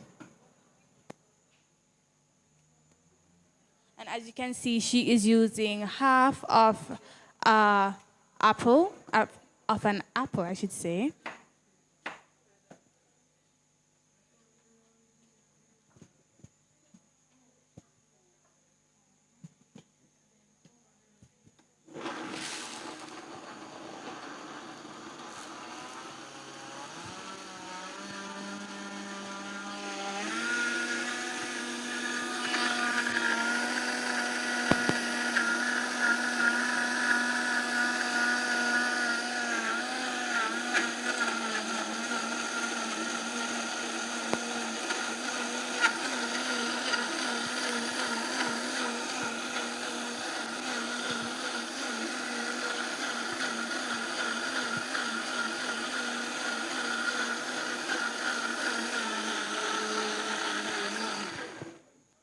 And there it is. I thought that the color would have been green, seeing that most of the stuff that went in was green, but the beetroot obviously is very, very strong.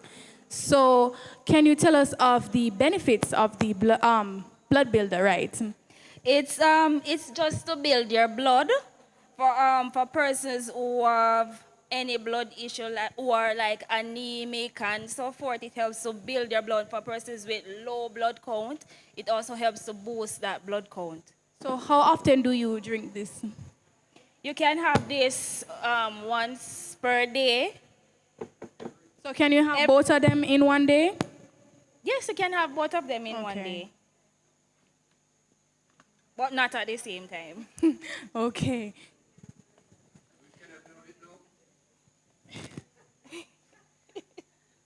You can have a taste of it because you're not having a whole cup. Right. All right, so my co-host will be taste testing this one. This one is thick. And this one is very thick. Can this be strained as well? Mm-hmm. Because it is in a blender, you're going to have the pulp and everything in it. But if you're using a juice extractor, the trash would be separated from the juice, so you'd have it a bit lighter.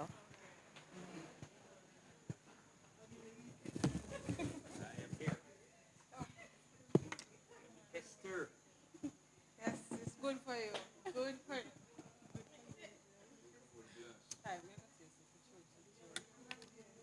How is it, Brother Ellis? Brother Ellis is saying that it is extremely good, and I definitely believe that. These things are good.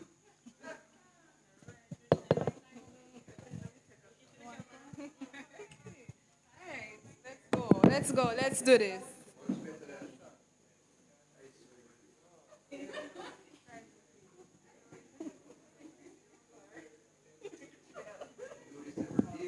How is it?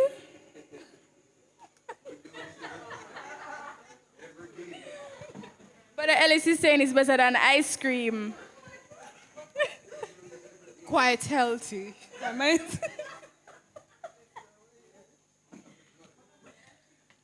I can taste the celery. The celery. That's the thing you taste the most, right? The celery.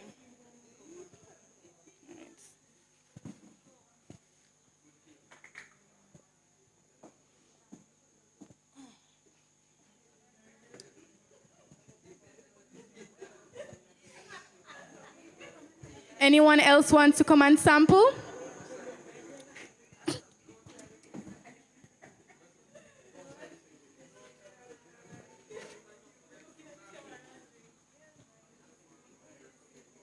So I'm tasting, it's good, but I'm wondering if it can be sweetened, like with Like put the honey. the honey, or can we use sugar, or recommended. sugar is not recommended? I'm sorry, I forgot about the natural part.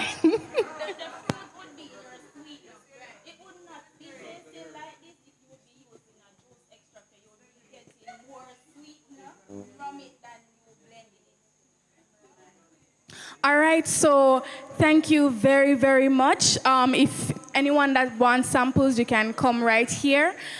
So we just did, actually she just did 2 juices. One is the COVID bomb and one was the blood builder. Cameron, you want to go for it?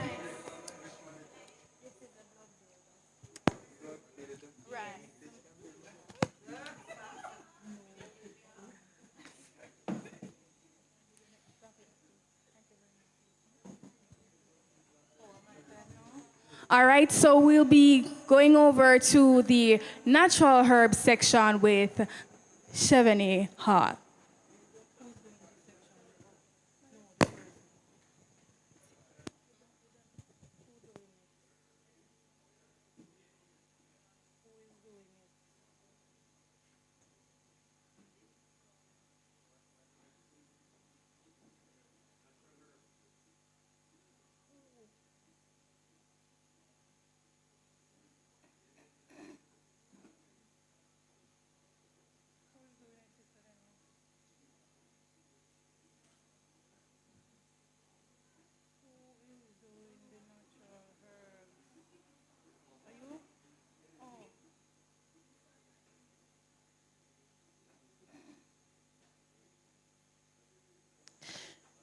While the members are getting their juice, tasting the juice, I'm coming over to this section or final station, which is the herbs. Now, I know when I hear herbs, I'm thinking of medicinal purposes. Can you walk us through these herbs for me?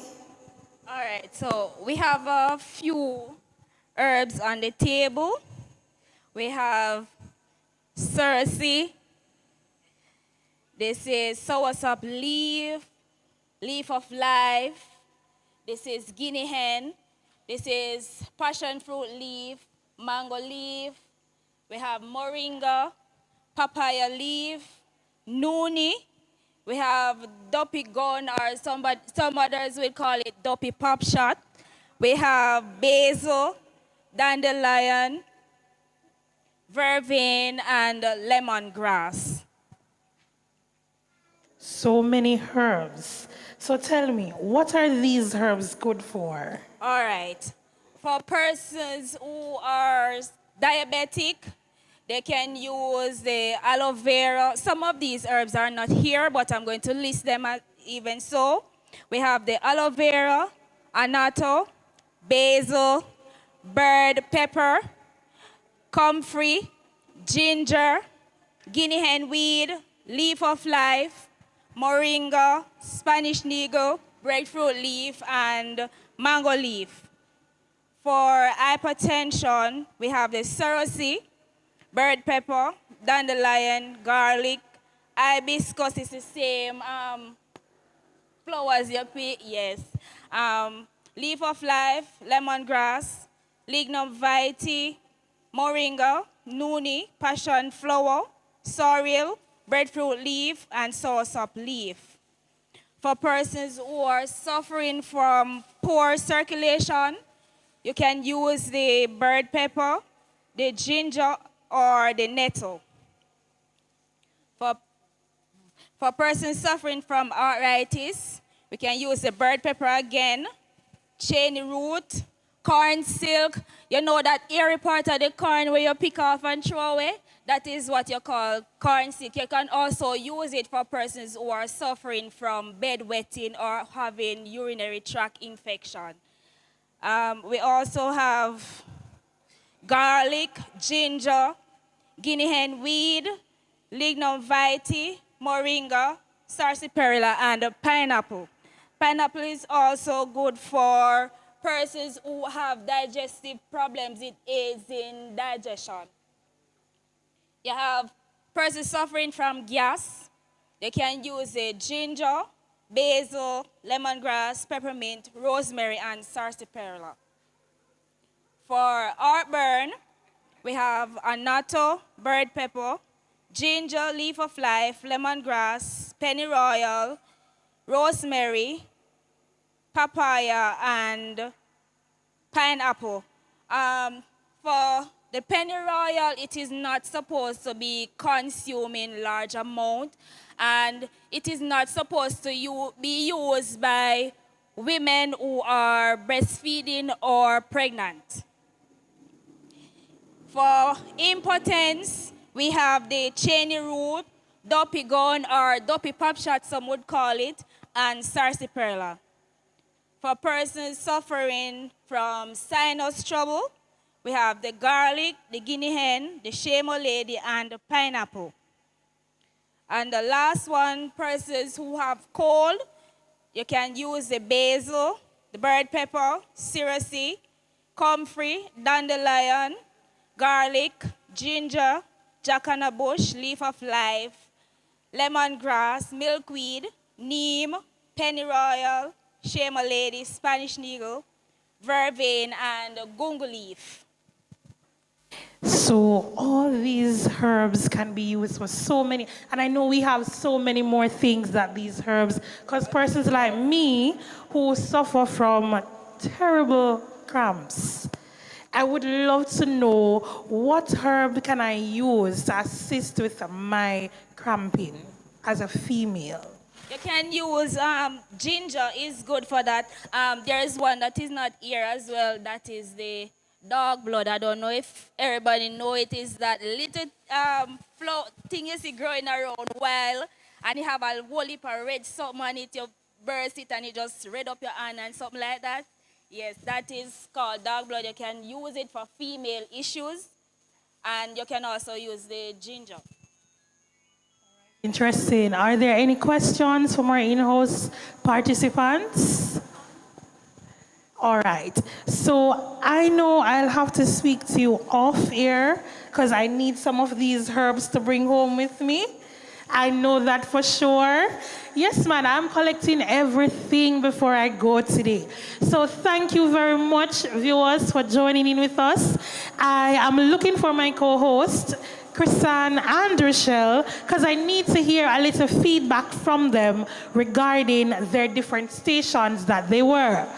So Rochelle, during this afternoon's health walk, I'll call it a health walk, what is your feedback? How was it for you? Very, very informative. You know, the one that stood out most for me was the juice area. The juice area. Never knew I could put all of those stuff together for boosting my immune system, blood builder. Very informative. I would love for persons to go out and check out your health, especially in times like these.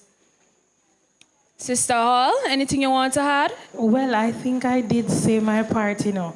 I love every area. And right now, I'm going to, even though I'm nervous, I'm going to check my weight, my height, my BMI, my everybody are going to deal with over there. So, but nerves are rock me, you see? But don't worry, I'm going to. And I know my dentist already has me covered, so I don't have to worry about my oral hygiene. I need to see my health age. I need to do every single thing. Those of us who are in-house and we didn't get a chance, you can use a few minutes to go around and do these checks as much as you can. Because I know when we go home, we're going to be a little tired. We won't be able to check ourselves with our pressure and all of that. But I know that it was very informative for me today as a young person. And I'm not saying this because, you know, just saying sake, but it was really educational. A lot of these things I did not know. I didn't even know that there was something that tests your breathing. I really didn't. So it's really educational for me today. So I will leave the vote of thanks to the individual who will take this over. So I now introduce Elder Ellis to do the vote of thanks for us.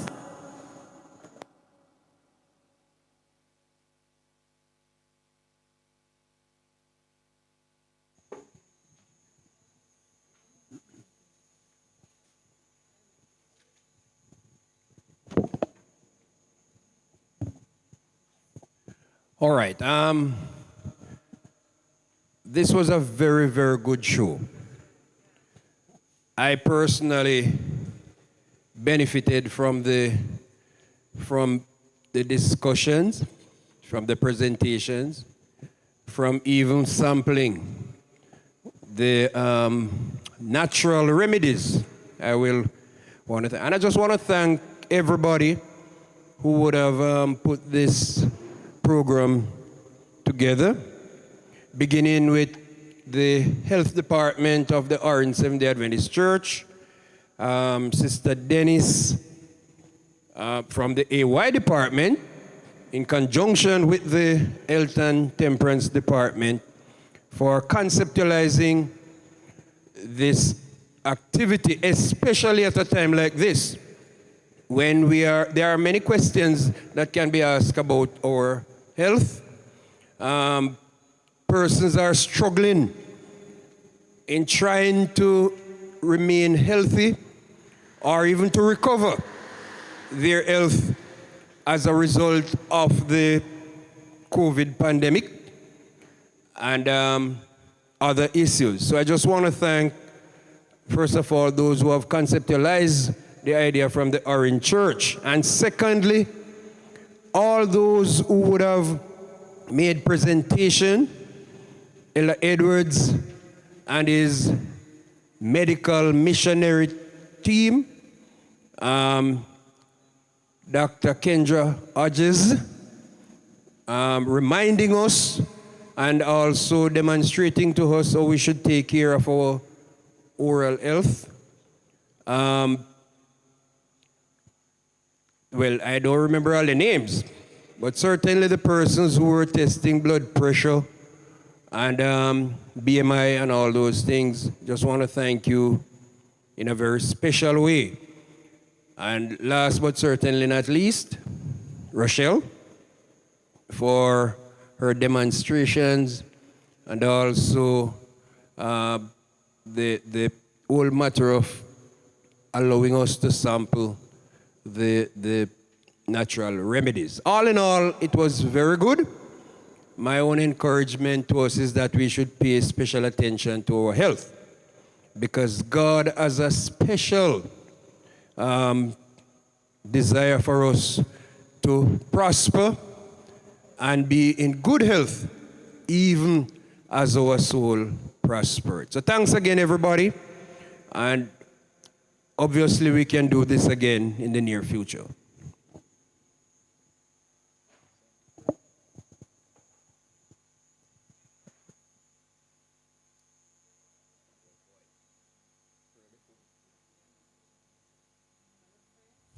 All right. I'm going to ask Brother Edwards to invite the team to come forward, please.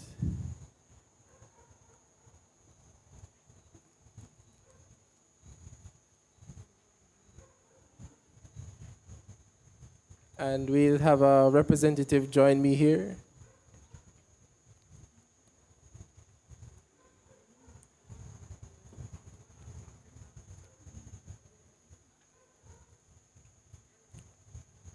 All right, Brother Edwards, just going to ask for a short, just remind us quickly, the members of your team.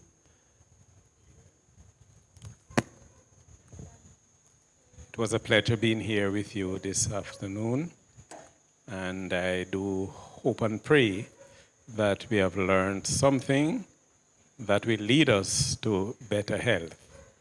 And I cannot thank enough those persons who have joined me here.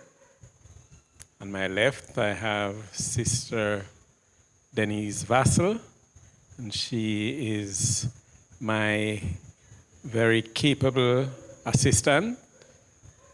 Then to my right, we have Sister Sharon Manning, then Brother Norman, and then Sister Gray, and they have all come willingly to assist. It's a big team, but we just choose a small portion of persons to come and do this demonstration. I just want to thank them very much and to let you know that we do appreciate what you have done. All right, thank you very much. And on behalf of the Orange Seventh-day Adventist Church family, just want to say a big thank you for taking the time to prepare, to come and to share very important information. And I'm sure that those who are here and those who would have been watching online would have benefit from this program. And I just want to invite you to join me here to accept this small token of our appreciation, and I trust and hope that you will continue the good work in spreading the health message. Amen.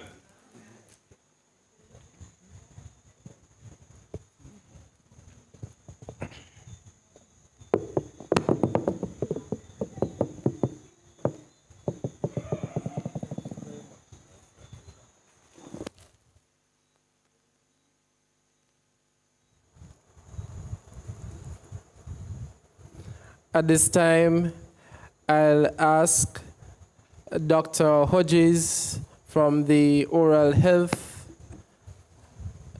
Station to join me here.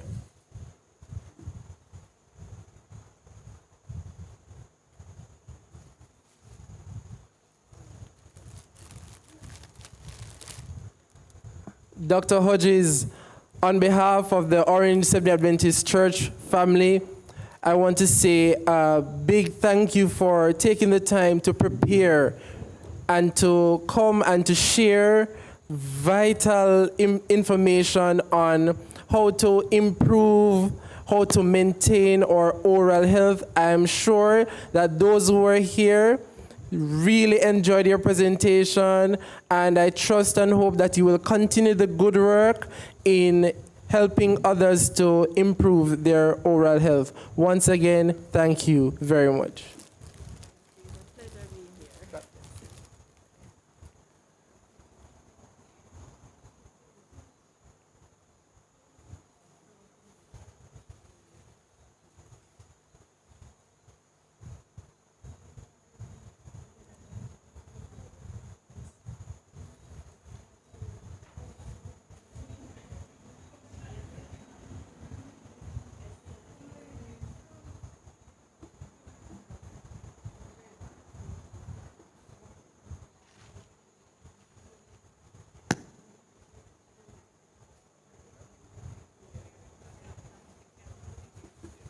All right, at this time, I'm going to ask Elder Cameron to close with prayer.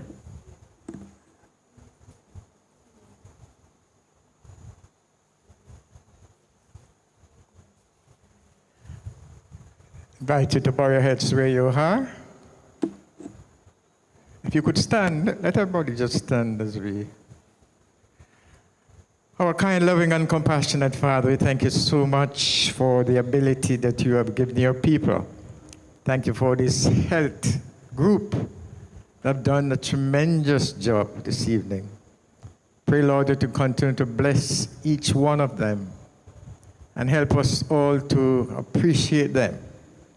Thank you for health and strength, wisdom, knowledge, and understanding.